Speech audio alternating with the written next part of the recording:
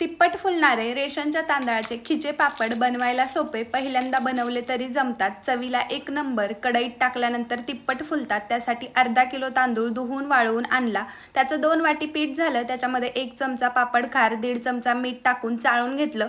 2 वाटी पिठासाठी 3 वाटी पाणी घ्यायचं, उकळी काढायची, त्याच्यामध्ये पीठ टाकून गुठळ्या न करता मिक्स करायचं, वरून जिरे टाकायचे। 5 मिनिटांसाठी गॅस बंद करून झाकण ठेवून वाफवून घ्यायचं। ताटामध्ये पीठ काढून आधी स्मॅशरने आणि मग हाताने चांगलं मळून घ्यायचं।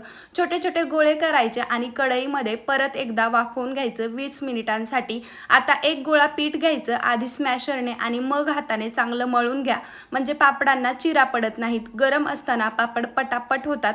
पोळपाटावर एक प्लास्टिकमध्ये एक लाटी, वरून प्लास्टिक ठेवून पापड लाटून घ्यायचे।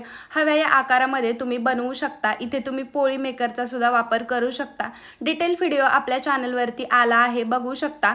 2 दिवसांसाठी हे पापड चांगले वाळवून घ्या, वर्षभरासाठी टिकतात। तळल्यानंतर तिप्पट चौपट फुलतात। मैत्रिणींसोबत हा व्हिडिओ नक्की शेअर करा।